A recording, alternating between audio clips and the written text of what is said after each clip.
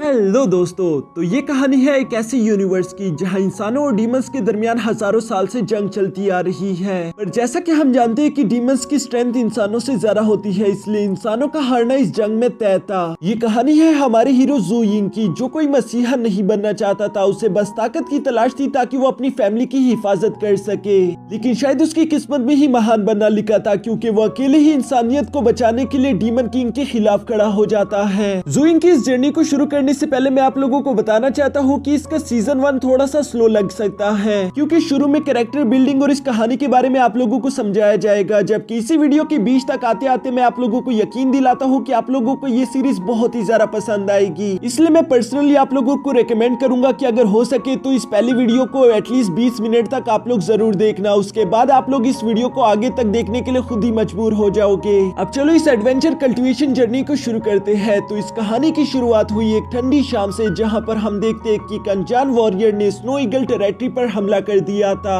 जिसे रोकने के लिए लॉर्ड डोंगबा और उनकी वाइफ अपनी पूरी कोशिश करते हैं। लेकिन वो वॉरियर बहुत ही ज्यादा पावरफुल था। वो जानते थे कि हम अपनी आर्मी के साथ मिलकर भी इस वॉरियर को नहीं हरा सकते, इसलिए डोंगबा की वाइफ उस वॉरियर के साथ डील करती है कि मैं और मेरा हस्बैंड तुम्हारा गुलाम बनने के लिए तैयार है, बस हमारी शर्त यही है कि तुम हमारे बच्चे और सल्तनत को जिंदा सलामत छोड़ दोगे। जिस पर वो अनजान वॉरियर इन लोगों की बात मानते हुए उन दोनों को अपना बंदी बना लेता है। यहाँ पर ज़ू यिंग बहुत ही ज्यादा छोटा था। वो अपने माँ बाप को यूं अपनी आंखों के सामने बंदी बनता हुआ देखता है, लेकिन पावरलेस होने की वजह से वो बेचारा कुछ भी ना कर पाया। इसी वजह से वो आज के दिन कसम खाता है कि मैं खुद को इतना ज्यादा पावरफुल करूंगा कि मैं अपने मॉम डैड को वापस लेकर आ पाऊं। इसके बाद ज़ू यिंग अपने हर दिन हर रात को ट्रेनिंग में लगा देता है। वो खुद को इतना ज्यादा पावरफुल करना चाहता था कि आज के बाद कोई भी उसकी फैमिली को कोई नुकसान ना पहुंचा पाए। यह इसी तरह से क्रिटिकल ट्रेनिंग करते करते पूरे 8 साल गुजर जाते हैं। जिंगियो अपने स्नो ईगल टेरिटरी में अकेला नहीं था, बल्कि उसका एक छोटा भाई भी था। इतना समय गुजर जाने के बाद वो दोनों ही काफी बड़े हो चुके थे। जिंगियो के कंधों पर सिर्फ अपनी सल्तनत की नहीं बल्कि अपने छोटे भाई की भी जिम्मेदारी आती। वो जानता था कि उसके छोटे भाई की ची एनर्जी काफी ज्यादा बेहतरीन है, यानी कि वो फ्यूचर का एक बेहतरीन मैजिशियन बन सकता है, जिसके लिए उसे एक अच्छी टीचर की जरूरत पड़ेगी। इसलिए ज़ू यिंग सबसे बेहतरीन मास्टर भाई के पास जाता है कि वो उसके ब्रदर किंग शी को अपना डिसिपल बना ले। लेकिन मास्टर भाई ज़ू यिंग के सामने एक कंडीशन रख देते हैं। वो उससे कहते हैं कि अगर तुम मेरे लिए सिल्वर वुल्फ का हर्ट ले आओ तब मैं तुम्हारे भाई को अपना डिसिपल बना लूंगा। ये करना बहुत ही ज्यादा मुश्किल था, लेकिन ज़ू यिंग अपने भाई से बहुत ही ज्यादा प्यार भी करता है, इसलिए हम देखते हैं कि वो स्नो माउंटेन की तरफ निकल गया था। वही किंग शी को भी अपने भाई की बहुत ज्यादा फिक्र हो रही थी। वो जानता था कि स्नो माउंटेन मेरे भाई के लिए बिल्कुल भी सेफ नहीं, इसलिए वो भी चुपके छुपाते अपने भाई के पीछे जाना चाहता था। और अंकल टोंग वक्त रहते ही किंग शी को पकड़ लेती है। वो किंग शी से कहती है कि तुम ऐसा नहीं कर सकते, स्नो माउंटेन काफी ज्यादा खतरनाक जगह है। जिस पर किंग शी कहता है कि हाँ मैं भी तो यही कह रहा हूँ, वो जगह बहुत ज्यादा खतरनाक है, मेरा भाई वहाँ पर मारा जाएगा और मैं अपने मॉम डैड के बाद अब अपने भाई को नहीं खोना चाहता। जिस पर अंकल टोंग उससे कहते हैं कि तुम्हें अपने भाई की फिक्र नहीं करनी चाहिए, तुम नहीं जानते कि पिछले 8 साल ज़ू यिंग ने किस तरह से गुजारे हैं। उसने दिन रात करके मेहनत की है, अब वो पहले से काफी ज्यादा पावरफुल हो चुका है। साथ ही दूसरी तरफ स्नो माउंटेन पर हम ज़ू यिंग को भी देखते हैं, जो कि अब पहले से ज्यादा बड़ा और हैंडसम हो चुका है। वो सिल्वर वुल्फ को ढूंढता हुआ आगे की तरफ जा ही रहा था कि तभी अचानक उसके पीछे पीछे अंकल जोंग भी वहाँ पर आ जाते हैं। जिस पर जिंगियो उनसे कहता है कि आप यहाँ पर क्या कर रहे हैं। अंकल जोंग उनसे कहता है कि मैं यहाँ पर तुम्हारी मदद करने के लिए आया हूँ। इन दोनों के दरमियान ये सारी बातें तो चल ही रही थी कि तभी अचानक इन दोनों पर ब्लैक जैकल्स बीस्ट का हमला हो जाता है, जिससे ज़ू यिंग और अंकल जोंग ने लड़ना शुरू कर दिया था। यहाँ इन लोगों को इस तरह से फाइट करते हुए क्रो की आंखों से बाइशन टावर के लोग भी देख रहे थे। दोस्तों बाइशन टावर असल में एक किलर असैसिन ऑर्गेनाइजेशन है, जो कि अपने आसपास होने वाले हर चीज पर नजर रखती है। वहाँ पर मौजूद वर्कर्स को लग रहा था कि ज़ू यिंग और अंकल जोंग यहाँ पर एक दिन भी टिक नहीं पाएंगे, इसलिए इन लोगों पर नजर रखना फालतू काम है। पर तभी अचानक बाइशन टावर का लॉर्ड सी वहाँ पर आ जाता है, जो कि ये सुनकर काफी ज्यादा गुस्सा हो गया था। वो उस आदमी को डांटते हुए कहता है कि तुम लोगों का काम है यहाँ पर सिर्फ नजर रखना और तुम ये डिसाइड नहीं कर सकते कि कौन कितनी दिन टिकने वाला है, इसलिए तुम लोग सीधा जाकर अपना काम करो। मैं चाहता हूँ कि ज़ू यिंग की हर हरकत पर तुम लोगों की नजर हो और उसकी हर एक रिपोर्ट मुझे मिलनी चाहिए, क्योंकि लॉर्ड सी पहले कुछ वक्त से ज़ू यिंग पर नजर रखे हुए था और उसे ज़ू यिंग से काफी सारी उम्मीदें भी थी। उम्मीदें क्यों थी ये आप लोगों को आगे जानने को मिल जाएगा। इसके बाद दोबारा से सीन शिफ्ट होकर ज़ू यिंग और अंकल जोंग पर आ जाता है, जहाँ अंकल जोंग देखते हैं कि ज़ू यिंग ने लगातार हमले करते हुए उन सारे के सारे ब्लैक स्केल जैकल्स को जान से मार दिया था। ये देखकर तो वो काफी ज्यादा इंप्रेस भी हो गई थी। उन्हें यकीन नहीं आ रहा था कि ये वही ज़ू यिंग है, जो कि अब इतना ज्यादा पावरफुल हो चुका है। यहाँ इसके बाद ज़ू यिंग और अंकल जोंग सिल्वर वुल्फ को ढूंढने के लिए उस स्नो माउंटेन पर आगे की तरफ निकल जाते हैं, जहाँ थोड़ी देर बाद उन्हें सिल्वर वुल्फ दिख भी गया था, जिसे दूर से ये लोग देख रहे थे। लेकिन इन लोगों को अंदाजा नहीं था कि वहाँ पर एक शैडो लियोपर्ड भी मौजूद मौजूद है जो कि इन लोगों पर फौरन से हमला कर देता है। उस शैडो लेपर्ड से फाइट के दौरान जुइंग ये बात तो समझ गया था कि शैडो लेपर्ड एक सिल्वर रैंक का बीस्ट है जिसे हम यूं तो नहीं हरा सकते। अगर सब कुछ ऐसा ही चलता रहा तो यहाँ पर मैं और अंकल जोंग दोनों ही जान से मारे जाएंगे। इसलिए जुइंग प्लान बनाते हुए उस शैडो लेपर्ड को अपने पीछे भगाकर वहाँ से दूर ले जाता है ताकि अंकल जोंग की जान बच सके। और दूसरी तरफ अंकल जोंग को जुइंग की काफी ज्यादा फिक्र हो रही थी, इसलिए वो उसे ढूंढना शुरू कर देते हैं। वहीं दूसरी तरफ हम देखते हैं कि वो शैडो लेपर्ड लगातार अपनी बीस्ट ऑरा को रिलीज करते हुए जुइंग पर हमले करता जा रहा था, जिसकी वजह से लगभग उसने जुइंग को तो जान से मार ही दिया था। जुइंग यहाँ पर जब इस फाइट के दौरान अपनी आखिरी सांसें ले रहा था तभी अचानक उसे अपने मॉम डैड और भाई की याद आती है, जिसकी वजह से वो गुस्से के साथ कहता है कि मैं यहाँ पर यूं नहीं मर सकता, मुझे कुछ भी करके इतना ज्यादा पावरफुल होना है कि मैं अपने मॉम डैड को बचाकर वापस ला सकूं। और ये कहने के बाद वो गुस्से के साथ खड़ा होता वो अपने फ्लाइंग स्पेयर को दोबारा से उठा लेता है। जहाँ जुइंग ने पहली बार अपनी डार्क आई स्पेयर टेक्निक के फर्स्ट फॉर्म यानी कि स्नो डिफरिंग टेक्निक को एक्टिवेट कर लिया था, जिसका इस्तेमाल करते हुए जुइंग उस शैडो लेपर्ड को जान से मार देता है। अंकल जोंग भी यहाँ पर जुइंग को ढूंढते ढूंढते वहाँ पर पहुंच चुके थे, पर उनके आते साथ ही वो देखते हैं कि जुइंग ने काफी ज्यादा एनर्जी रिलीज कर दी थी, जिसकी वजह से वो भी कमजोर होकर वहीं पर बेहोश होकर गिर जाता है। अंकल जोंग यहाँ पर जुइंग की बेहोशी की हालत में उसका ख्याल रख रहे थे, जबकि साथ ही साथ वो उसके खाने के लिए ब्लैक शैडो लेपर्ड का मीट भी ग्रिल करना शुरू कर देते हैं। थोड़ी देर बाद वहाँ पर जुइंग को भी होश आ गया था, जो देखकर मास्टर जोंग को काफी ज्यादा खुशी हो रही थी। वो जुइंग को मीट ऑफर करते हुए कहता है कि लो इसे खा लो, वैसे भी अभी के लिए तुम्हारी बॉडी को ज्यादा से ज्यादा एनर्जी की जरूरत है। जो सुनने के बाद जुइंग वो मीट खाना शुरू कर देता है। साथ ही साथ वो यहाँ पर खुश होते हुए अंकल जोंग को ये भी बता रहा था कि मैंने अपने डार्क आई स्नो टेक्निक के फर्स्ट फॉर्म यानी कि ड्रिफ्टिंग स्नो टेक्निक को भी एक्टिवेट कर लिया, यानी कि मैं अब अपनी फ्लाइंग स्पेयर का इस्तेमाल करके किसी भी सिल्वर रैंक के बीस्ट को तो आसानी के साथ जान से मार सकता हूँ। ये सुनकर अंकल जोंग भी जुइंग के लिए काफी ज्यादा खुश हो गए थे। इसके बाद ये दोनों वहीं पर रुककर अपनी रात गुजारते हैं, जिसके नेक्स्ट डे ये लोग सिल्वर मून वुल्फ किंग को ढूंढने के लिए निकल गए थे। रास्ते में इन लोगों के सामने कई सारे सिल्वर वुल्फ आते हैं, जिसे जुइंग और अंकल जोंग एक दूसरे का साथ देते हुए जान से मारते जा रहे थे। और ऐसा करते करते आखिरकार इन लोगों की मुलाकात सिल्वर मून वुल्फ किंग से हो जाती है। सिल्वर मून वुल्फ किंग काफी ज्यादा पावरफुल था, जो कि यहाँ जुइंग पर भी भारी पड़ने लगता है, इसलिए जुइंग को भी मजबूरन अपनी डार्क आई स्पेयर टेक्निक का इस्तेमाल करना पड़ा। जुइंग एक के बाद एक कई सारे अटैक्स करने के बाद आखिरकार सिल्वर मून वुल्फ किंग को भी जान से मार देता है। ये बात अंकल जोंग और जुइंग के लिए काफी ज्यादा खुशी वाली थी, इसलिए वो दोनों यहाँ पर सिल्वर मून किंग का हर्ट और उसकी स्किन लेकर वापस अपनी स्नो ईगल टेरिटरी के लिए निकल जाते हैं। जुइंग और अंकल जोंग हंसी खुशी के साथ वापस अपने घर की तरफ आ ही रहे थे कि तभी रास्ते में इन लोगों पर कुछ लुटेरों का ग्रुप हमला कर देता है, जो कि इन लोगों को लूटना चाहता था। लेकिन अब जुइंग पहले से काफी ज्यादा पावरफुल हो चुका है, इसलिए वो अकेले ही वहाँ पर मौजूद उन सारे लुटेरों का सामना कर रहा था। जहाँ जुइंग ने अपने फ्लाइंग स्पेयर का इस्तेमाल करके उन लुटेरों के लीडर को जान से मार दिया था। ये देखकर बाइशिन टावर के लोगों को अपनी आंखों पर यकीन नहीं आ रहा था कि जुइंग ने एक ऐसे ग्रुप को खत्म कर दिया था जो कि सारे के सारे वांटेड किलर्स हैं। ये लोग मिलकर पिछले कई सालों से रिवर कंट्री और उसके आसपास के इलाकों को लूटते आ रहे थे। जुइंग का ये कारनामा बहुत बड़ा है, जिसकी वजह से रिवर कंट्रीज के लोग उसकी काफी ज्यादा एहसानमंद रहेंगे।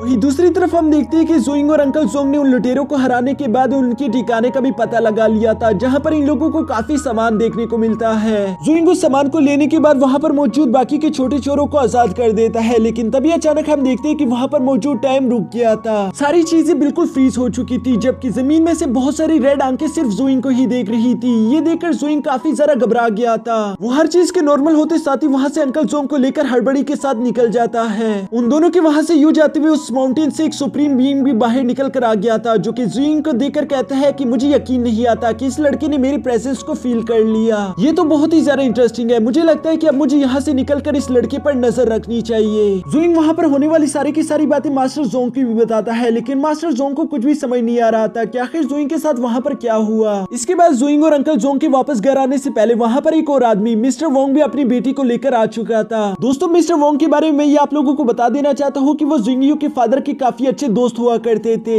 लेकिन साथ ही साथ वो एक बहुत ही ज्यादा लालची इंसान है, जिसने मुश्किल हालात में डोंगबू का साथ छोड़कर अपने बिजनेस के लिए निकल गया। आज वो इतने सालों बाद अपनी बेटी को लेकर यहाँ पर वापस आया है, क्योंकि वो जानता था कि जिंगियो के मास्टर भाई के साथ काफी अच्छे ताल्लुकात हैं, और मिस्टर वांग भी ये चाहता था कि उनकी बेटी को मास्टर भाई अपने डेसिपल के तौर पर एक्सेप्ट कर ले, क्योंकि मास्टर भाई ज्यादातर डेसिपल अपने लिए एक्सेप्ट नहीं करते। जुइंग जब स्नो माउंटेन से वापस अपने घर आता है तो उसकी मुलाकात मिस्टर वोंग से होती है, लेकिन इसके बावजूद भी वो सारी नफरतें भूलकर उसे यहाँ पर रहने की इजाजत दे देता है। वो नहीं चाहता था कि वो अपने फादर के पुराने दोस्त को यूं ही दिख के मारकर बाहर निकाल दे, जबकि वो एक बहुत ही ज्यादा घटिया इंसान था। इसके बाद जुइंग अपने भाई से मिलने के लिए जाता है, जहाँ किंगशी अपने भाई को जिंदा देखकर काफी ज्यादा खुश हो गया था और वो फौरन से जाकर उसके गले लग जाता है। किंगशी जुइंग से कहता है कि भाई कभी भी मुझे दोबारा से इस तरह से छोड़कर मत जाना। यहाँ पर इन दोनों भाइयों की बातें चल ही रही थी कि तभी अचानक एक गार्ड भागता हुआ इन दोनों के पास आ जाता है, जो कि जुइंग को बताता है कि मास्टर भाई आपसे मिलने के लिए आए हैं। इसके बाद नेक्स्ट सीन में हम देखते हैं कि मास्टर भाई सब लोगों के साथ खड़े थे। वो जुइंग का शिकार करके लाया हुआ सिल्वर मून वुल्फ देखकर काफी जरा खुश लग रहे थे, जबकि जुइंग वहाँ पर उन्हें देखकर कहता है कि मास्टर भाई आपने यहाँ पर आने की तकलीफ क्यों की।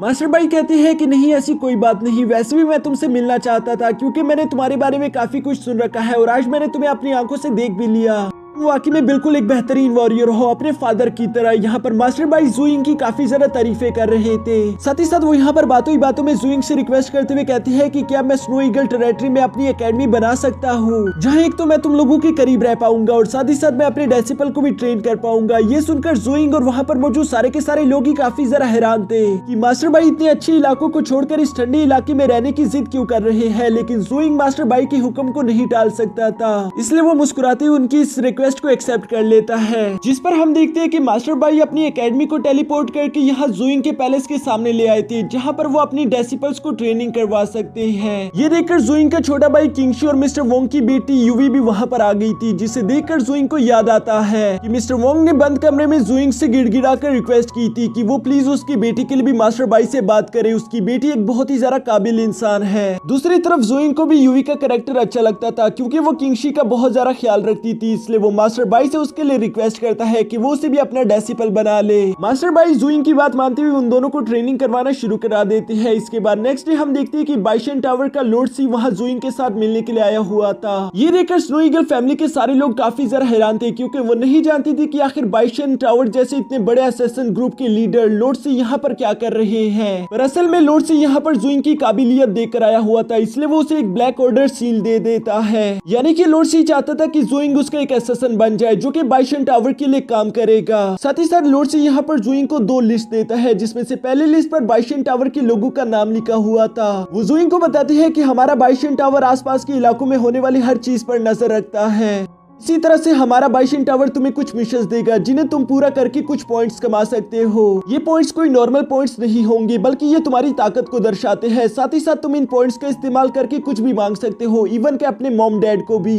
ये सुनकर जुइंग काफी ज्यादा खुश हो जाता है क्योंकि वो भी जानता था कि अगर मुझे अपने मॉम डैड को वापस लाना है तो उसके लिए मुझे ताकतवर तो होना ही होगा। साथ ही दूसरी लिस्ट के बारे में लॉर्ड सी बताते हैं कि इसमें बैड ब्लड ऑर्गेनाइजेशन के लोगों का नाम लिखा हुआ है। इस बैड ब्लड ऑर्गेनाइजेशन में जितने भी मेंबर्स हैं वो सारे के सारे किलर्स और क्रिमिनल्स हैं जो कि इस कंट्री के सारे बुरे काम करते हैं। तो अगर हो सके अपने मिशंस के दौरान इन लोगों से खुद को बचा कर रखना। ये सारी बातें कहने और सुनने के बाद आखिरकार हम देखते हैं कि जुइंग ने उनकी ऑफर को एक्सेप्ट कर लिया था और वो इनका एक असैसिन बन जाता है। जिसके बाद धीरे धीरे करके जुइंग को छोटी मोटी मिशंस मिलना शुरू हो गए थे। वो कभी जाकर डीमंस को मारता, कभी बीस्ट को और कभी क्रिमिनल्स को।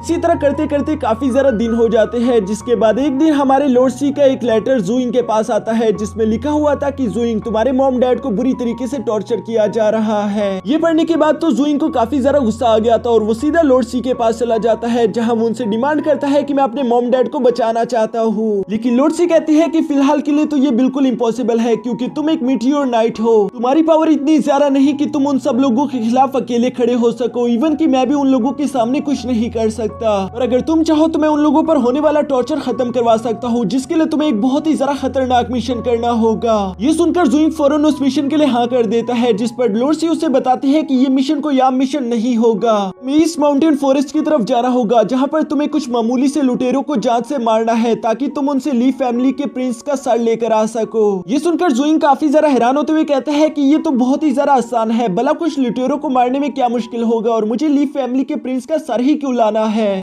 जिस पर लॉर्ड सी पूरी बात को एक्सप्लेन करते हुए कहते हैं क्योंकि हमारे लॉर्ड सी का यंग प्रिंस वहां पर घूमने के लिए गया था, जहां लुटेरों ने उसे मारकर उसका सर काट लिया है। अब ली फैमिली उन लुटेरों से अपना बदला चाहती है। साथ ही साथ वो चाहती है कि हमारे यंग प्रिंस की बॉडी हमें वापस मिल जाए ताकि हम उसकी अस्थियां बहा सके। यह इस मिशन में तुम्हारी मुश्किल वो लुटेरे नहीं होंगे क्योंकि वो ऑलरेडी कमजोर है, बल्कि तुम्हारा मुकाबला मुकाबला होगा बैड ब्लड ऑर्गेनाइजेशन के एक सिल्वर मून नाइट से, क्योंकि उन लोगों ने भी सेम मिशन पर बहुत बड़ी बाउंटी लगाई हुई है। हमारा बाइशन टावर हर हाल में इस मिशन को कंप्लीट करना चाहता है, लेकिन इस वक्त हमारे पास कोई भी सिल्वर मून नाइट मौजूद नहीं और तुम भी मीटियोर लेवल पर हो। यहाँ लॉर्ड सी की सारी बातें सुनने के बावजूद भी ज़ूइंग के पास कोई और रास्ता नहीं था, क्योंकि वो अपने पेरेंट्स को यूं दर्द में तड़पने नहीं दे सकता। साथ ही दूसरी तरफ हम बैड ब्लड ऑर्गेनाइजेशन में एक फीमेल मैनेजर को देखते हैं, जो कि 2 एसेसंस को वही मिशन दे रही थी। इन दोनों एसेसन में वो लड़का एक सिल्वर मून नाइट था, जबकि दूसरी तरफ वो लड़की अकेली ही मीटियोर नाइट थी। इसके बाद हम रात का सीन देखते हैं, जहाँ पर ज़ूइंग अपने मिशन के लिए निकल रहा था। उसकी फैमिली ज़ूइंग के लिए काफी ज्यादा परेशान हो रही थी।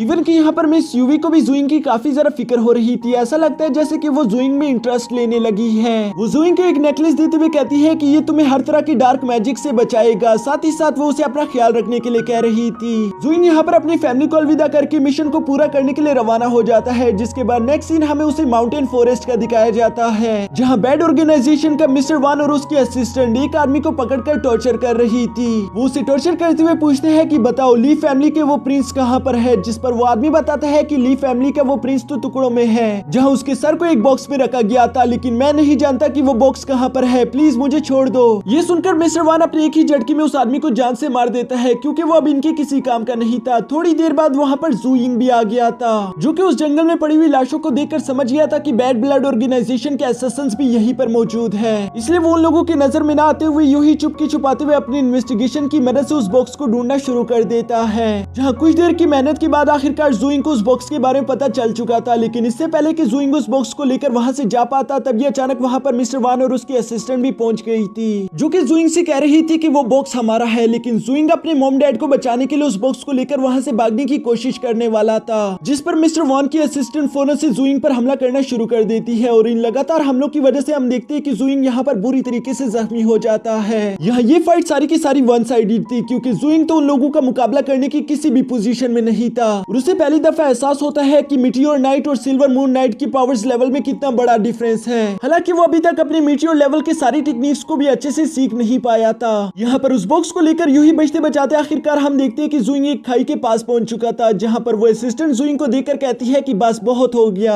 अब तुम्हारे पास भागने का कोई भी रास्ता नहीं, तो यूं बिला वजह झटपटाना छोड़ दो, उस बॉक्स को हमारे हवाले कर दो, हम तुम्हें यहाँ से जिंदा जाने देंगे। लेकिन ज़ूइंग अपने पेरेंट्स को बचाने के लिए अपनी जान भी दे सकता था, इसलिए वो इस ऑफर को रिजेक्ट कर देता है, जिस पर मिस्टर वांग को काफी ज्यादा गुस्सा आ गया था, और इसीलिए वो ज़ूइंग पर एक बहुत ही पावरफुल अटैक कर देता है, जिस अटैक की वजह से ज़ूइंग उस बॉक्स को लेकर खाई से नीचे गिर गया था। ये खाई बहुत ही ज्यादा गहरी थी, जिसे देखकर मिस्टर वान और उसके असिस्टेंट को लगता है कि ज़ूइंग जरूर मर चुका होगा, इसलिए वो उसे छोड़कर वहाँ से चले जाते हैं। जबकि यहाँ पीछे हम देखते हैं कि ज़ूइंग की हालत बहुत ज्यादा खराब थी, उसके बावजूद भी वो एक पेड़ को पकड़कर खुद को बचा लेता है, जिसके बाद हम देखते हैं कि ज़ूइंग ने वो बॉक्स सीधा लॉर्ड सी के पास भिजवा दिया था, जबकि वो खुद स्नो ईगल टेरिटरी चला जाता है, क्योंकि यहाँ इस बॉक्स को हासिल करने के चक्कर में उसकी हालत बहुत ही बुरी हो चुकी थी। और इस मिशन को सक्सेसफुली कंप्लीट करने की वजह से ज़ूइंग को लॉर्ड सी का लेटर मिलता है, जिसमें लॉर्ड सी ने उस मिशन को कंप्लीट करने पर कांग्रेचुलेशन कहा हुआ था। साथ ही साथ लॉर्ड सी कहता है कि मैंने अपनी प्लानिंग का इस्तेमाल करके तुम्हारे पेरेंट्स के टॉर्चर को रुकवा दिया है, और आज के बाद मैं तुमसे प्रॉमिस करता हूँ कि तुम्हारे पेरेंट्स को कभी भी टॉर्चर नहीं किया जाएगा।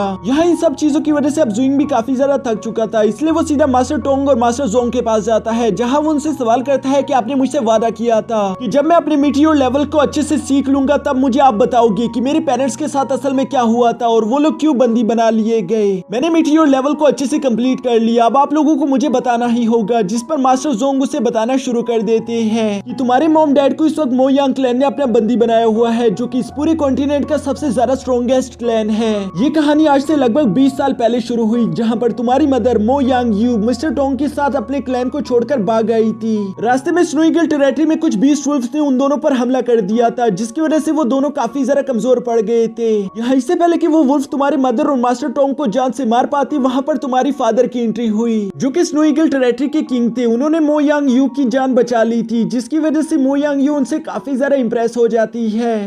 दूसरी तरफ तुम्हारे फादर को भी तुम्हारी मॉम से पहले ही नजर में प्यार हो चुका था, इसलिए वो दोनों वहीं पर रुककर स्नो ईगल टेरिटरी में शादी कर लेते हैं। सब कुछ ही बहुत अच्छा चल रहा था। स्नो ईगल फैमिली में तुम जैसे 2 छोटे बच्चों का भी आना हुआ, जिसने हमारी जिंदगी खुशियों से भर दी थी। लेकिन ये बात भी सही है कि हर खुशी के बाद गम जरूर आता है, क्योंकि मो यांग क्लैन को अब मो यांग यू की लोकेशन के बारे में मालूम हो चुका था। साथ ही साथ वो अब ये भी जान चुके थे कि उसकी शादी डोंगबू ली से हो चुकी है, जो कि उनके क्लैन के हिसाब से बहुत ही ज्यादा गरीब और कमजोर है, इसलिए वो इस शादी से बिल्कुल बिल्कुल भी एग्री नहीं थे। इसलिए मो यंग यू के भाई को ये मिशन दिया जाता है कि वो वापस जाकर स्नो ईगल टेरिटरी में मौजूद हर शख्स को खत्म कर डाले और साथ ही साथ वो मो यंग यू को वापस लेकर आए। लेकिन जब मो यंग यू अपने भाई के सामने गिड़गिड़ाते हुए कहती है कि प्लीज आप मुझे और मेरे हस्बैंड को ले जाए लेकिन मेरे बच्चों को जिंदा छोड़ दे, इस पर उसका भाई एग्री हो गया था। जिसके बाद वो मो यंग यू और उसके हस्बैंड को अपना बंदी बनाकर ले जाता है। ये सुनकर जुइंग को काफी ज्यादा गुस्सा आ रहा था। साथ ही साथ वो इस बात को समझ चुका था कि अपने पेरेंट्स को वापस लाने का बस एक ही तरीका है और वो है बहुत ही ज्यादा ताकतवर बनना।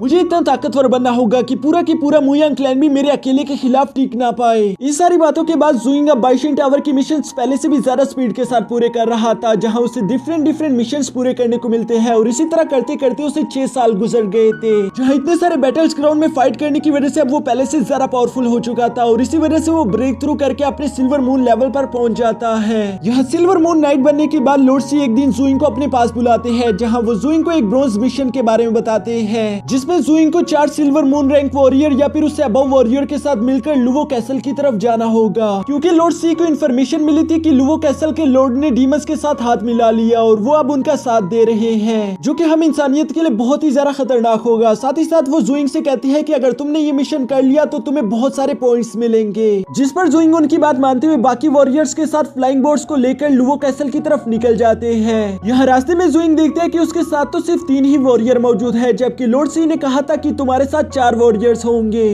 खैर जुइंग को इस बात से कोई ज्यादा फर्क नहीं पड़ता, क्योंकि वैसे भी वो इन लोगों के साथ दोस्ती करने के लिए नहीं आया हुआ था, वो बस यहाँ पर आया हुआ था ताकि वो अपना मिशन पूरा कर सके। लेकिन यहाँ थोड़ी देर आगे चलने के बाद हम देखते हैं कि अचानक इन लोगों के फ्लाइंग बोर्ड पर हमला हो चुका था, जिनकी वजह से इनकी फ्लाइंग बोर्ड टूटने शुरू कर देती है। यहाँ इनमें से अब किसी को भी समझ नहीं आ रहा था कि हम क्या करें। तभी अचानक वहाँ पर एक बहुत ही ज्यादा खूबसूरत लड़की जिंग फी की एंट्री होती है, जो कि अपनी आई स्नेक पर आते हुए फौरन से उस बोर्ड में पहुंच गई थी। जिंग फी को देखकर जुइंग समझ गया था कि ये हमारे ग्रुप की वो 5th मेंबर है, जबकि हम भी उसे देखकर समझ गए थे कि ये हमारी कहानी की हीरोइन है, जिसने आते साथ ही उस बोर्ड के इर्द गिर्द एक शील्ड क्रिएट कर दी थी। ये शील्ड ज्यादा देर तक टिकने वाली नहीं थी, इसलिए वो बाकी सब लोगों से कहती है कि तुम लोग नीचे की तरफ जंप करो, फिक्र ना करना, मैं तुम में से किसी को भी गिरने नहीं दूंगी। लेकिन कोई भी उस पर यकीन नहीं कर रहा था, जबकि दूसरी तरफ हमारा जुइंग तो पहली नजर में ही उसकी जादू में फंस चुका है, इसलिए वो बिना ज्यादा सवाल करते हुए फौरन उस किश्ती से कूद गया था, जिसे देखकर बाकी के वॉरियर्स भी नीचे की तरफ कूद जाते हैं। जिंगफी उन लोगों के पीछे आकर अपने मैजिकल स्पेल का इस्तेमाल करते हुए सब लोगों को धीरे धीरे करके जमीन की तरफ ला रही थी। लेकिन यहाँ पर हम देखते हैं कि उस बोर्ड के टुकड़े आकर सीधा जिंगफी से टकरा गए थे, जिसकी वजह से वो हवा में ही बेहोश हो जाती है और यहाँ पर मौजूद सब लोग तेजी के साथ जमीन की तरफ जा रहे थे। जुइंग खुद को मुश्किल से बचाते हुए किसी तरह जिंदा जमीन पर लैंड कर लेता है, जबकि दूसरी तरफ हम देखते हैं कि जिंग फी भी जिंदा थी, जिसे लुवो कैसल के गार्ड्स ने चारों तरफ से घेर लगा था और उसकी खूबसूरती देखकर वो उसके साथ ज्यादती करना चाहते थे। लेकिन हम देखते हैं कि जिंग फी अपने मैजिकल स्नेक्स का इस्तेमाल करते हुए उन्हें दूर रहने के लिए कहती है। ये देखकर अब उन गार्ड्स को भी गुस्सा आ गया था, इसलिए वो अपने पॉइजन एरो का इस्तेमाल करते हुए जिंग फी को जान से मारने वाले थे। लेकिन तभी अचानक वहाँ जुइंग आ जाता है, जो कि उन गार्ड से जिंग फी को बचाते हुए उन लोगों को वहां से भगा देता है। अब तक इनके बाकी के टीम मेंबर्स भी यहाँ पर पहुंच जाते हैं, जबकि जुइंग देखते हैं कि इस हड़बड़ी के दौरान जिंग फी के बाजू पर एक पॉइजन वाला एरो लग चुका है, जिसका अगर जल्द से जल्द कोई इलाज ना किया गया तो उसकी जान चली जाएगी। इसलिए हम देखते हैं कि जुइंग फौरन अपने मुंह का इस्तेमाल करते उस पॉइजन को बाहर निकालना शुरू कर देता है, जिसकी वजह से हमारी हीरोइन जिंग फी की जान बच गई थी और ये सब लोग वहाँ से एक सेफ लोकेशन पर जाकर बैठ जाते हैं, जहाँ पर जिंग फी ने अपनी कल्टीवेशन जारी कर दी थी ताकि वो जल्द से जल्द खुद को हील कर ले। जबकि दूसरी तरफ जुइंग बाकी के लोगों के साथ मिलकर एक प्लान बनाना शुरू कर देता है कि कैसे हम लुवो कैसल पर हमला करेंगे। यहाँ पर यह सब चल रहा था, जबकि दूसरी तरफ पीछे लॉर्ड सी को भी इस अटैक की खबर मिल चुकी थी, जिस पर उन्हें काफी ज्यादा गुस्सा आता है। वो समझ चुके थे कि हमारे आने की खबर पहले ही किसी गद्दार ने उन तक पहुंचा दी है, जबकि साथ ही साथ वो अपने एल्डर से कहती है कि वहाँ पर एक और फ्लाइंग बोर्ड भेजो। इसके बाद सीन शिफ्ट होकर वापस से जिंग फी पर आ जाता है, जहाँ उसने अब कल्टीवेशन करके खुद को दोबारा से हील कर लिया था और इसके बाद वो अपनी टीममेट्स के साथ मिलकर लुवो कैसल के बाहर आ जाती है,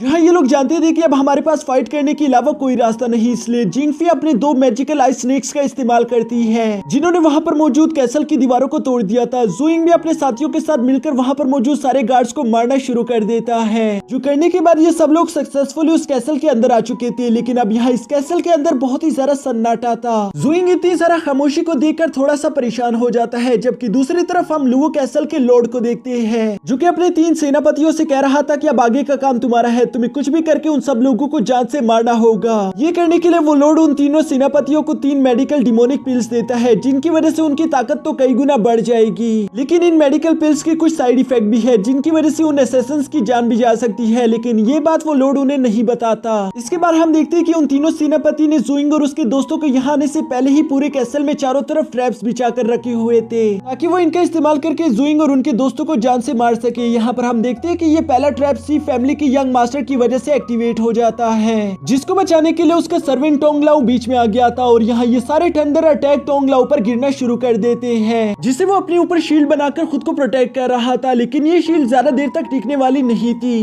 वहाँ पर मौजूद सब लोगों को ही टोंग लाओ की काफी ज्यादा फिक्र हो रही थी, जबकि दूसरी तरफ सी फैमिली का यंग मास्टर बहुत ही ज्यादा लालची इंसान था। उसे इंसानों की जिंदगी की बिल्कुल भी अहमियत नहीं थी, इसलिए वो टोंग लाओ की फिक्र करने के बजाय अपने क्रॉसबो की फिक्र कर रहा था। ज़ुइंग यहाँ की ये बुरी सिचुएशन देखकर अपने दोस्तों से कहता है कि तुम सब लोग यहीं पर रुक जाओ, मैं अकेले आगे जाऊंगा क्योंकि मेरी रफ्तार तेज है। ये कहते हैं ज़ुइंग बहुत ही तेजी के साथ आगे बढ़ते हुए वहाँ पर मौजूद एक थंडर स्क्रोल की तरफ बढ़ना शुरू कर देता है, क्योंकि उससे हटाते साथ ही ये ट्रैप भी डिसेबल हो जाएगा। जिसके दौरान जिंगफी भी अपने मैजिक का इस्तेमाल करते हुए ज़ुइंग की मदद कर रही थी। ज़ुइंग तेजी के साथ जाते हुए थंडर स्क्रोल को साइड पर हटा देता है, जिसकी वजह से वो ट्रैप डीएक्टिवेट हो गया था, जिसकी वजह से टोंग लाओ की जिंदगी बच गई थी। जबकि दूसरी तरफ उन तीनों सेनापतियों को देखकर ये काफी ज्यादा गुस्सा आ रहा था, इसलिए नंबर 1 सेनापति बाकी के 2 सेनापतियों से कहता है कि आगे का काम मुझ पर छोड़ दो, अब मैं इन सब लोगों की जिंदगी लेने वाला हूँ, क्योंकि इसके बाद वाला ट्रैप मैंने खुद अपने हाथों से तैयार किया है, उससे हो ही नहीं सकता कि ये सब लोग बचकर जा सके। साथ ही यहाँ पीछे दूसरी तरफ हम देखते हैं कि ज़ुइंग की वहाँ पर इतनी सारा बहादुरी दिखा देने की वजह से जिंगफी उससे काफी ज्यादा इंप्रेस हो गई थी, पर सी फैमिली के यंग मास्टर को ये बिल्कुल भी अच्छा नहीं लग रहा था, इसलिए वो हीरो बनने की कोशिश में आगे आगे भागते हुए दोबारा से इन लोगों को दूसरे ट्रैप में फंसा देता है, जो कि एक इल्यूशन ट्रैप था। इस ट्रैप की वजह से ये सब लोग किसी तरह की डीप इल्यूशन में फंस चुके थे। ज़ुइंग को दिख रहा था कि उसकी सारी फैमिली बिल्कुल सेफ सलामत उसके साथ है, लेकिन ये सब कुछ सच होने के लिए बहुत ही ज्यादा अच्छा है, इसलिए ज़ुइंग को थोड़ा बहुत शक हो रहा था। जबकि साथ ही साथ मिस यूवी का धुया हुआ जेड लॉकेट भी आखिरकार काम आ जाता है, उसकी वजह से ज़ुइंग पर डार्क मैजिक का असर खत्म हो गया था। ज़ुइंग होश में आने के बाद देखते हैं कि जिंगफी भी होश में आ गई थी, जबकि दूसरी तरफ जिंगफी ज़ुइंग को देखकर काफी ज्यादा हैरान थी कि आखिर ऐसा ये कैसे कर सकता है। मैं तो एक मैजिशियन टाइप वॉरियर हूँ, लेकिन इसके लिए अकेले ये सब करना थोड़ा इम्पॉसिबल है। ये सब सुनकर ज़ुइंग बताता है कि शायद ये सब कुछ इस जेड लॉकेट की वजह से हुआ, जिस पर जिंगफी भी उसकी बात समझ गई थी। इसके बाद ज़ुइंग उससे कहता है कि मुझे अब बाकी के सब लोगों को भी इस इल्यूजन से बाहर निकालना है। जिंगफी कहती है कि नहीं, हम लोग डायरेक्टली उन लोगों को जगा नहीं सकते, वरना उन लोगों की जान चली जाएगी, इसलिए मैं अपने मैजिकल स्पेल का इस्तेमाल करके तुम्हें उनकी इल्यूजन में भेजूंगी, जहाँ पर तुम उन लोगों को समझाकर जगा सकते हो। ये सुनकर ज़ुइंग भी इसके लिए एग्री हो गया था, जिसके बाद हम देखते हैं कि ज़ुइंग बिल्कुल ऐसा ही करता है। वो बारी बारी करके उन सब लोगों की इल्यूजन में जाना शुरू कर देता है। जहाँ वो देखता है कि टोंग लाओ को अपनी बेटी की इल्यूजन आ रही थी, वो अपनी बेटी के साथ बस खुशी खुशी रहना चाहता था, लेकिन यहाँ पर ज़ुइंग जब टोंग लाओ को जगाने की कोशिश करता है तो वो उसकी कोई बात नहीं सुनता। दूसरी तरफ सीनियर लियांग का भी बिल्कुल ऐसा ही हाल था, उनके आसपास बहुत सारी डीमंस उन्हें दिखाई दे रहे थे जो कि उन पर झपट रहे थे। सीनियर लियांग कहता है कि मैं अपने भाइयों में से किसी को भी मरने नहीं दूंगा, और वो वहाँ पर मौजूद सारे के सारे डीमंस को मारना शुरू कर देता है, जिसके दौरान उसने ज़ुइंग पर भी हमला कर दिया था। अब यहाँ पर कुछ देर समझाने के बाद ज़ुइंग समझ गया था कि मैं इन लोगों को यूं तो नहीं जगा सकता, जबकि यहाँ पर इन लोगों का जागना भी जरूरी है, क्योंकि बाहर की तरफ हम देखते हैं कि उस पहले सेनापति ने यहाँ जिंगफी पर हमला कर दिया है। ज़ुइंग के पास वहाँ रुकने का ज्यादा वक्त नहीं था, इसलिए वो मजबूरन अपनी डार्क आइस की सेकंड फॉर्म को एक्टिवेट कर लेता है, जिसका नाम था ब्लड रेन टेक्निक। इस डार्क आइस स्फीयर के सेकंड टेक्निक का इस्तेमाल करके वो वहाँ पर मौजूद सब लोगों को एक साथ ही इल्यूजन से बाहर निकाल ले आता है, जिसके बाद ज़ुइंग और वो सब लोग भी मिलकर जिंगफी की मदद करते हुए उस सेनापति से फाइट करना शुरू कर देते हैं। यहाँ पर ये फाइट काफी देर तक चलती है, पर वो सेनापति उस रेड स्टोन को खाने की वजह से काफी ज्यादा पावरफुल हो चुका था, इसलिए इन लोगों का ग्रुप मिलकर भी अकेले उस सेनापति का मुकाबला नहीं कर पा रहा था। जबकि वो सेनापति कहता है कि अब वक्त आ गया कि मैं तुम में से एक की जान ले लूं, और ये कहते साथ ही वो सी फैमिली के यंग मास्टर पर अपने आइस एरोस से हमला कर देता है, जो कि प्रिंस सी को जाकर लगने भी वाले थे, लेकिन तभी अचानक टोंग लाओ उसके सामने आ जाता है, जिसकी वजह से वो सारे आइस एरोस की बॉडी पर जाकर लग गए थे।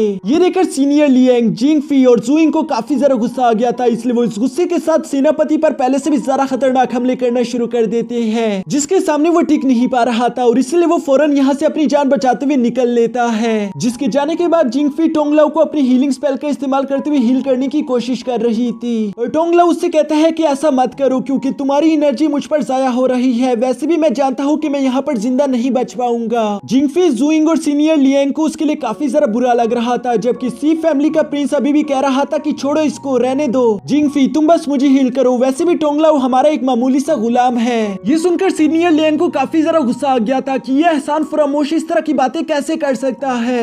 इसलिए वो अपनी कुल्हाड़ी गिराकर गुस्से के साथ प्रिंस ली को पीटने के लिए जा रहा था, लेकिन टोंगलाओ अपनी आखिरी सांसों में उसे रोकते हुए कहती है कि ऐसा मत करो। वैसे भी मैंने सी फैमिली से वादा किया था कि मैं प्रिंस की हिफाजत करूंगा। अगर उनकी हिफाजत करते हुए मेरी जान भी जा रही है तो ये कोई बुरी बात नहीं, क्योंकि मेरे मरने के बाद सी फैमिली ही मेरी बेटी का ख्याल रखेगी। वैसे भी मैं ये सब कुछ अपनी बेटी के लिए कर रहा हूँ। ये सुनकर वो सब लोग काफी ज्यादा इमोशनल हो चुके थे, लेकिन वो जानते थे कि हम सच में टोंगलाओ के लिए कुछ नहीं कर सकते। और यहाँ पर आखिरी सांसें लेते हुए टोंगलाओ की जिंदगी खत्म हो जाती है। इस हादसे ने उन सब लोगों को ही बहुत ज्यादा इमोशनल कर दिया था, इसलिए वो टोंगलाओ का बदला लेने के लिए लुवो कैसल में आगे की तरफ बढ़ना शुरू कर देते हैं, जहां आखिरकार सारे ट्रैप्स को पार करने के बाद जुइंग, जिंगफी और सीनियर लियांग उन तीनों सेनापतियों के पास पहुंच गए थे, जहां ये दोनों टीम अपनी फुल पोटेंशियल का इस्तेमाल करते हुए एक दूसरे के साथ फाइट करती है और हमें कुछ देर की जबरदस्त फाइट सीन्स देखने को मिलते हैं। यहाँ वो दो ट्विन सेनापति काफी देर तक लगातार फाइट करने के बाद आखिरकार कमजोर पड़ चुके थे, क्योंकि उनकी डिमोनिक स्टोन की पावर्स अब ऑलमोस्ट खत्म हो चुकी थी,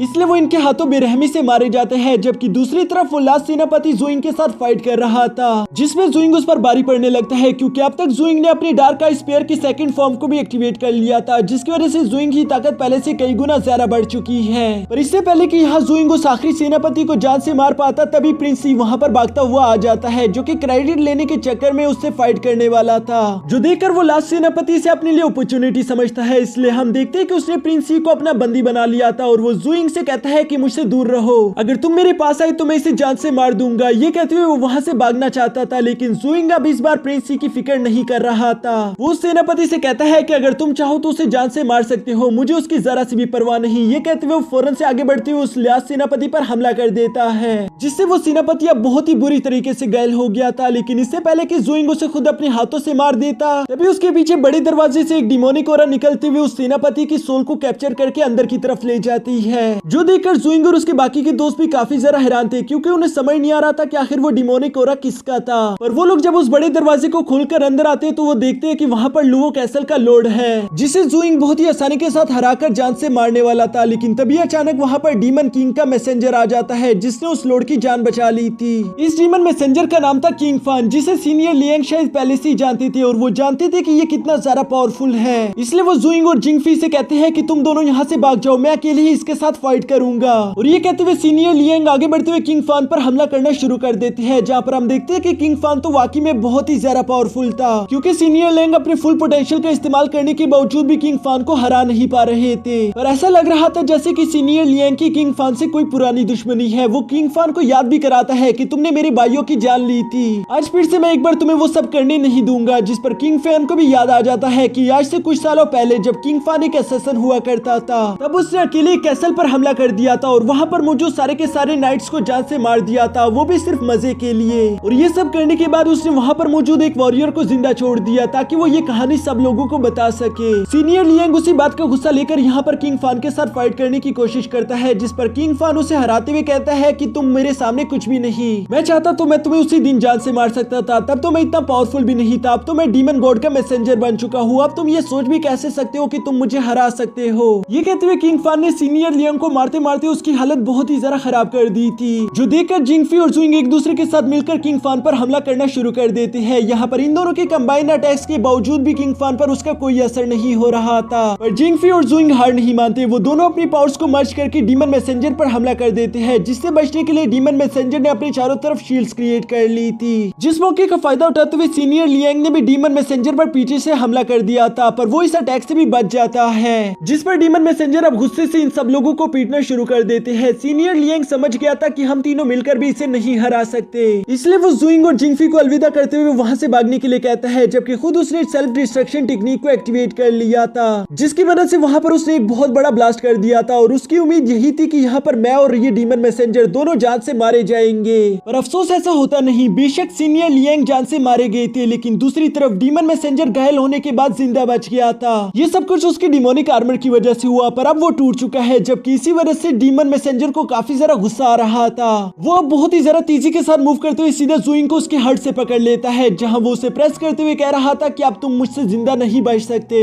जुइंग भी इस तकलीफ की वजह से धीरे धीरे करके बेहोश होते हुए अपने स्पिरिचुअल वर्ल्ड में पहुंच जाता है, जहां पर उसकी मुलाकात एक स्पिरिट से होती है, जो कि जुइंग को देखकर कह रही थी कि आखिरकार हम दोनों की मुलाकात एक बार फिर से हो गई। लेकिन जुइंग उसे पहचानता नहीं था। वो उसे कहता है कि आखिर तुम कौन हो और मैं यहाँ पर क्या कर रहा हूँ, क्या मैं मर गया? जिस पर वो स्पिरिट जुइंग को बताती है कि मेरी और तुम्हारी मुलाकात एक बार पहले भी तुम्हारे बचपन में हुई थी। तब भी मैंने तुम्हें बताया था कि तुम एंशिएंट गॉड्स के ब्लड लाइन से बिलोंग करते हो। तुम्हारे अंदर कुछ सीक्रेट पावर्स है जिन्हें तुम जब चाहो एक्टिवेट कर सकते हो। ये तुम्हें इसलिए दी गई ताकि तुम डीमंस के खिलाफ इंसानों को जीत दिला सको। लेकिन हम देखते हैं कि जुइंग को उसके बारे में कुछ भी याद नहीं था, पर अपनी मेमोरीज को देखने के बाद वो समझ जाता है कि वो सब मुझे बस एक ख्वाब लगा था, इसलिए मुझे लगा कि ऐसा कुछ नहीं है। अब वो स्पिरिट कहती है तो बताओ क्या तुम एंशिएंट ब्लड लाइन को एक्टिवेट करना चाहते हो या नहीं? जिस पर जुइंग कहता है कि हाँ मैं जरूर वो एक्टिवेट करना चाहूंगा। जो सुनकर उस स्पिरिट ने जिंगयू की कुछ परसेंट एंशिएंट ब्लड को एक्टिवेट कर लिया था। इसकी वजह से हम देखते हैं कि जिंगयू दोबारा से होश में आ जाता है, जबकि साथ ही साथ उसकी बॉडी से बहुत ही ज्यादा पावरफुल गोल्डन ऑरा निकल रहा था, जिसके इम्पैक्ट से हम देखते हैं कि वो डीमन मैसेंजर दूर चला जाता है। जुइंग यहाँ अपने बर्सरिक मोड में काफी ज्यादा कूल लग रहा था, जबकि साथ ही साथ हम देखते हैं कि वो अपने डार्क आई स्फीयर के second form blood rain technique का इस्तेमाल करता है, जिसकी पावर्स भी अब पहले से ज्यादा बढ़ चुकी थी। और इसी वजह से हम देखते हैं कि वो डीमन मैसेंजर बहुत ही बुरी तरीके से घायल हो गया था, क्योंकि वो जुइंग के इस अटैक को रोक नहीं पाता। ये बात उसके लिए काफी ज्यादा हैरान कर देने वाली थी, पर अब उससे काफी ज्यादा गुस्सा आ रहा था, इसलिए वो अपनी एक डिमोनिक स्पेल का इस्तेमाल करते हुए अपनी पावर्स को डबल कर लेता है। जिसके बाद वो अपने ब्लड एक्स का इस्तेमाल करते हुए जिंगयू पर हमला करने वाला था, ताकि वो उसे जान से मार सके।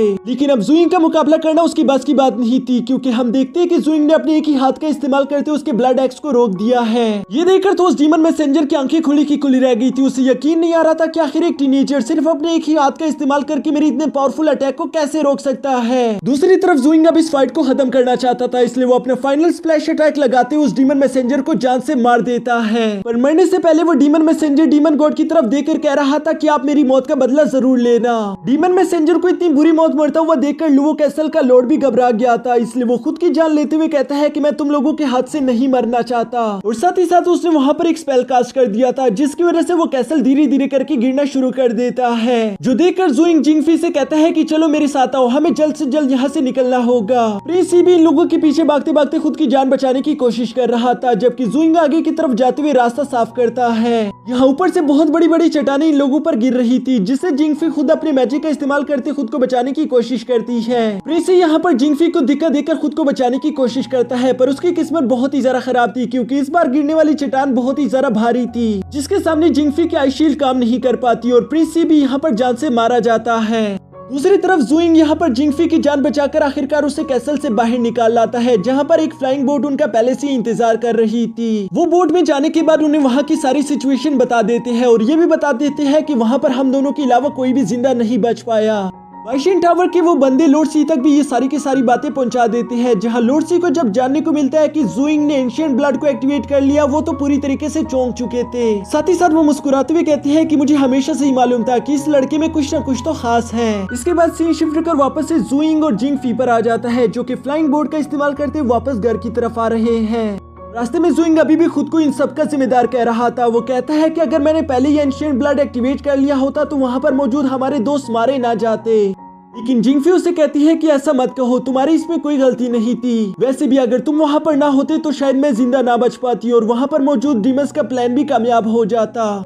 जुइंग जिंगफी की ये सारी बातें सुनकर अब थोड़ा सा शांत हो गया था, जबकि उससे कहीं ना कहीं जिंगफी अब अच्छी लगने लगी थी। पर जिंगफी को बताने का भी ये सही वक्त नहीं, जबकि साथ ही साथ वो यहाँ पर जिंगफी से कहता है क्यों ना तुम मेरे साथ चलो, थोड़ी दिन तुम मेरी मेहमान बनकर रह सकती हो। लेकिन जिंगफी उसे मना करते हुए कहती है कि नहीं, मुझे वापस अपनी एकेडमी जाना होगा, जहाँ पर मेरे मास्टर मेरा इंतजार कर रहे होंगे और उम्मीद करती हूँ कि हम दोनों की मुलाकात कभी न कभी तो दोबारा होगी। और ये कहने के बाद जुइंग को अलविदा कहते हुए वो वहाँ से चली जाती है, जबकि जुइंग भी स्नो ईगल टेरिटरी वापस आ गया था। और इसी के साथ हमारा ये एपिसोड यहीं पर खत्म हो जाता है। तो दोस्तों, जैसा कि जुइंग ने अपने एंशिएंट ब्लड को एक्टिवेट करके डीमन गॉड के मैसेंजर को जान से मार दिया, इसी वजह से जुइंग डीमंस की नजरों में आ चुका है। दूसरी तरफ जुइंग को अपने पेरेंट्स को भी बचाना होगा, जबकि जिंगफी भी जुइंग से दूर वापस अपनी एकेडमी लौट चली है। क्या इन दोनों की मुलाकात दोबारा कभी हो पाएगी? इन सारे सवालों के जवाब जानने के लिए आप लोगों को इस सीरीज के सेकंड पार्ट का इंतजार करना होगा। पर उससे पहले मैं चाहता हूँ कि अगर आप लोगों को वीडियो अच्छी लगी तो इस वीडियो को लाइक करके एक प्यारा सा कमेंट भी कर देना। इस वीडियो का लाइक टारगेट है 20,000।